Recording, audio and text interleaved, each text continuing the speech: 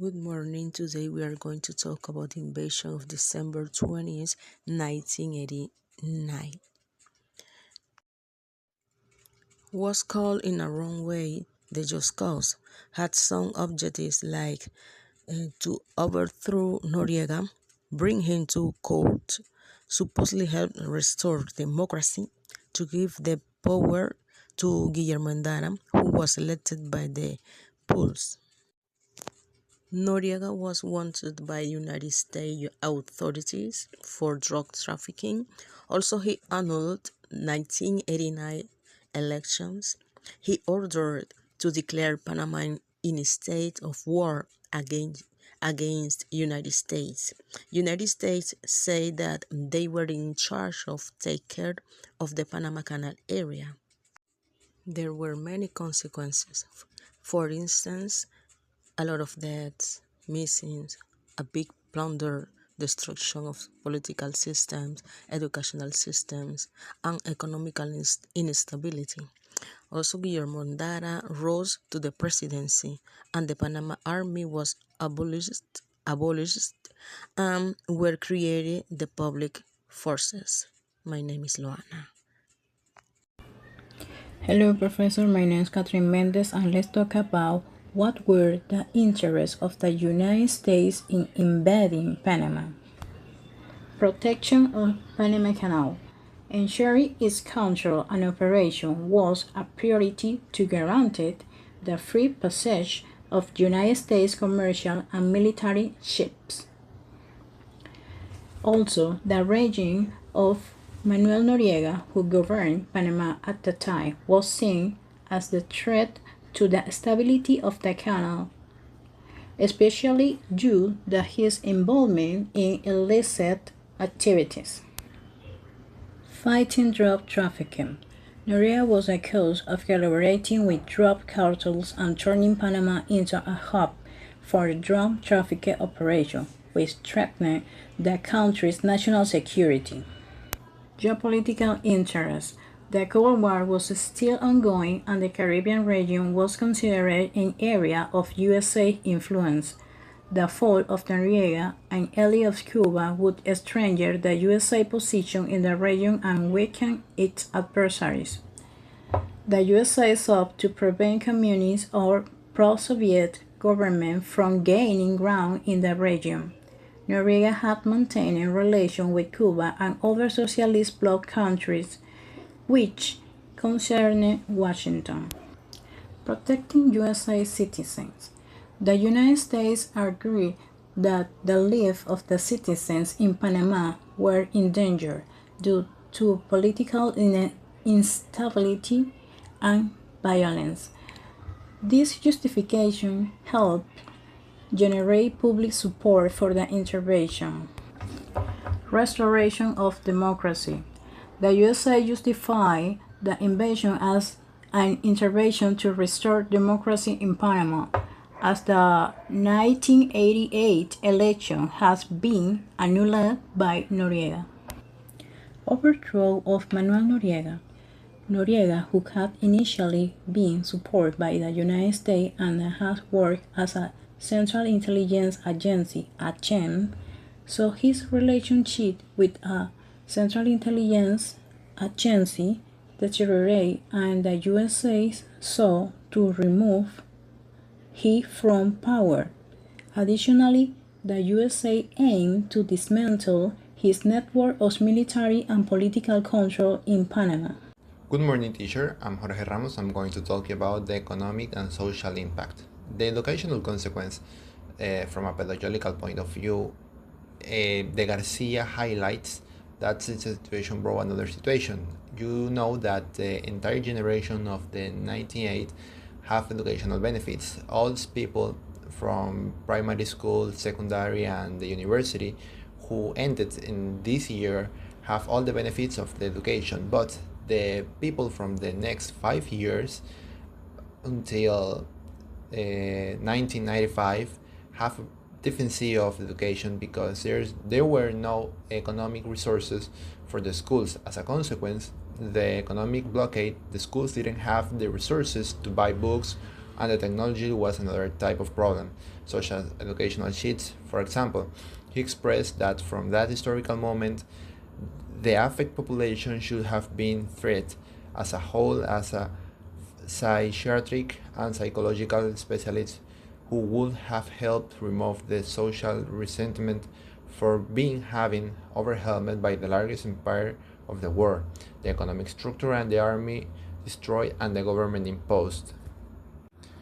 Human consequences. According to the data provided by the Catholic Church, 655 Panamanians died as a result of the invasion, which 314 were military personnel and 341 civilians.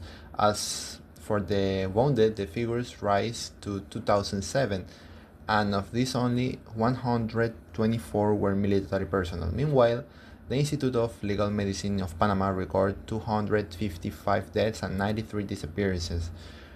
On the latter, 99 were military personnel and the rest were civilians. Panamanian Committee of Human Rights, for its part, counted 556 deaths and the 93 disappearances.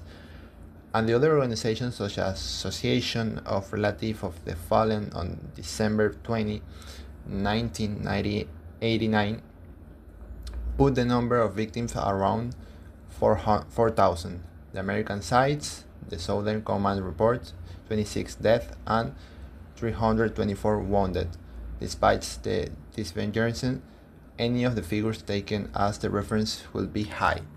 To the end, social impact. In addition to the human losses, this invasion caused the destruction of large of part of the country infrastructure, leaving thousands of people homeless, forced their living homes, and seek refuge in other territories. Panama City was the hardest hit in this war operation.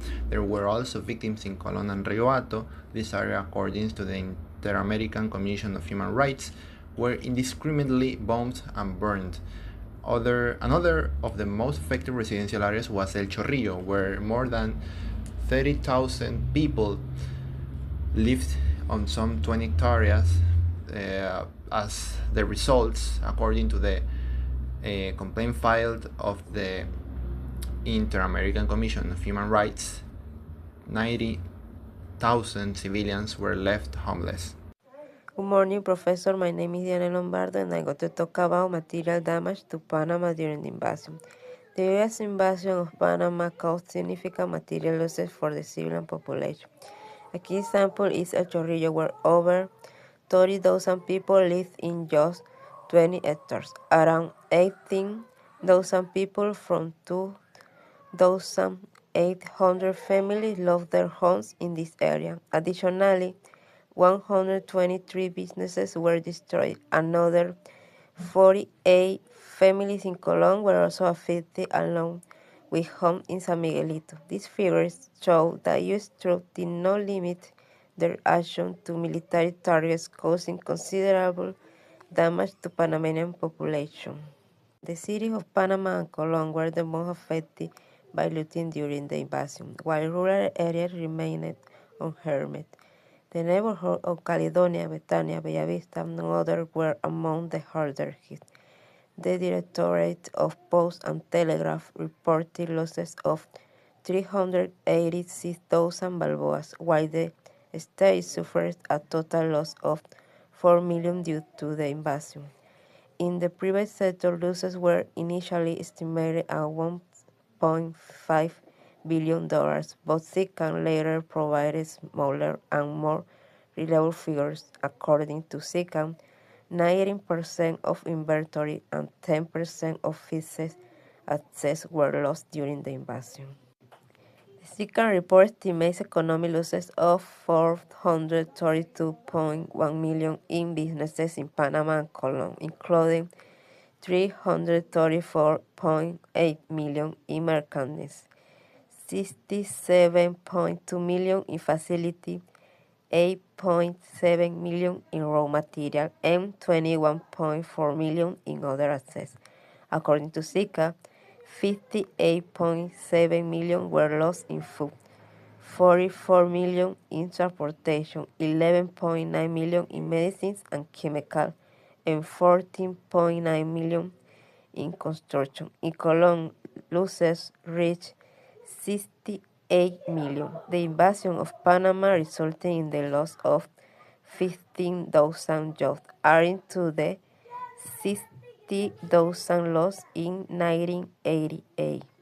Due to sanctions, unemployment exceeded 30% of the active workforce, further deepening the socioeconomic misery for hundreds of thousands of people. Good morning, Professor. I'm Sandra Aguilar, and I'm going to tell about the political changes after the December 20 invasion. First, we have the transition to democracy. The invasion ended the military dictatorship led by Manuel Antonio Noriega. After the invasion, a democratic government was established with the support of the United States, headed by Guillermo Endara. This marked the beginning of a democratic era in Panama that, despite challenges, has endured since then. Institutional reforms. In the following years, Panama implemented reforms in its institutions. The armed forces were dismantled and replaced with a public security force, making Panama one of the few countries in the world without a military. This measure aimed to reduce the risk of future coups and strengthen democracy. Change in foreign relations. The invasion also impacted the relationship between Panama and the United States. Although there were initial tensions, the two countries eventually established a more cooperative relationship. This was evident in the peaceful transition of the Panama Canal to Panamanian control in 1999, a significant milestone for the country's sovereignty. The economic opening and growth. With the end of the dictatorship and the restoration of democracy, Panama experienced significant economic opening. Economic reforms allowed the country to become a regional financial and logistical hub in the following decades. Panama has experienced sustained economic growth, largely driven by trade and the development of the Panama Canal. Fight against corruption. The legacy of corruption led by the dictatorship also drove several efforts to combat the issue on the following years. However, corruption remains a challenge in Panamanian politics. Although democracy has allowed for greater press freedom and citizen oversight to address these issues.